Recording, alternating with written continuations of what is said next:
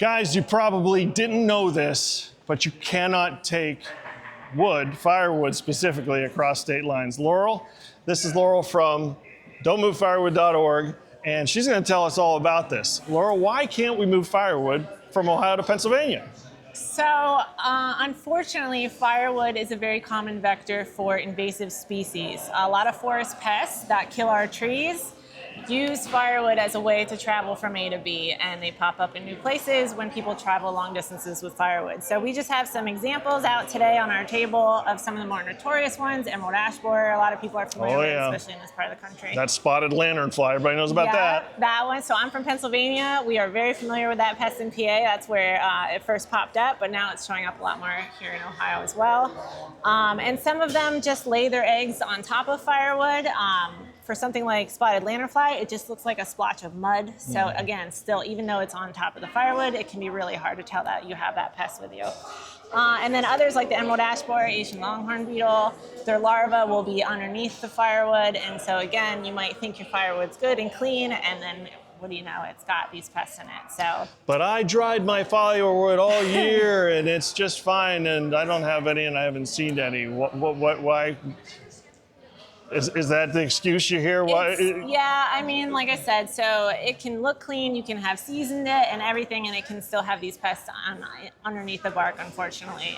Some of them take a few years to get to that adult age and actually emerge from the wood.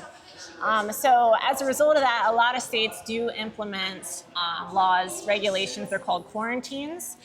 Whether they be pest-focused or firewood-focused, and that the entire idea behind that is to prevent, people accidentally moving those pests into those states. So Pennsylvania is a good example. They have a pretty strict law about heat-treated firewood. So the only firewood that is legally allowed to enter Pennsylvania has to be certified heat-treated. That is different than just plain old kiln dried. So it's a legal standard. It means that the kiln has been shown to heat the firewood to a certain degree for a certain amount of time, which has been shown in studies to kill everything in the wood. And that's FDA controlled, true? Isn't it? Like there's something USDA APHIS. USDA, that's what I'm talking about. They do it with some pests. So for the spongy moth, it used to be called gypsy moth. A lot more people are more familiar with that term, but it is a spongy moth now. They will certify wood in areas that are quarantined for that pest, but a lot of states have their own state-based heat treatment certification programs. Okay. And so just get in touch, with your state Department of Agriculture to find out if your state has their own certification program. And that way, if you want to sell your firewood across state lines to someone like Pennsylvania, you can get in touch with those folks, get your kiln certified, and be able to do that legally. Now, don't freak out, guys. Those of us like myself that sell within 15 miles of our home, you're still okay, right? Yeah, usually. So it just depends.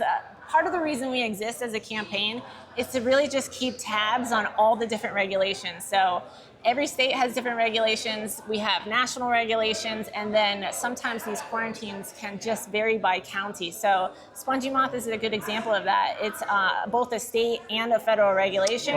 But it's only, let me show you real quick. Spongy moth is only quarantined in about half the state of Ohio. So if you are trying to move stuff like firewood from a quarantine county into a non-quarantine county, they just have different rules that you have to follow in order to legally do that. And so for the case... Well, for us here, we're in Mahoning County, so, the state line is right there, so we got to really pay attention to that. I'm probably not going to be delivering to Pickaway. Yeah. But you need to be aware of this, so you can probably access this on your website, am I right?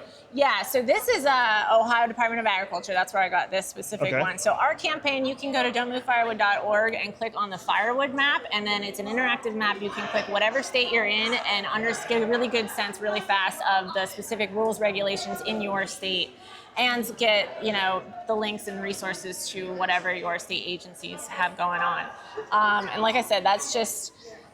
It's so confusing, even for agency folks to try to keep tabs on all this stuff. So that's why we exist. You come to our website, we've got all this information. And if you're still confused, you can just email me, or if there's a way to just contact us through the state, and that usually comes to me, and then I can help you out and be like, walk you through whatever the situation is. Most of us firewood guys are environmentally conscious. We do like the environment, we love wildlife, and so we want to respect it. Guys, we want to make sure we follow the rules, and we want to do what we're supposed to do and not mess things up. So I appreciate you, appreciate all the information Thank you gave you. us. And if you need more, what's the website? Don'tMoveFirewood.org. Right on, guys. Don't move your firewood too far. Find out where it's supposed to go first. Thanks, Laurel. Thank you so much, Sam. It's Appreciate great. it. Yep.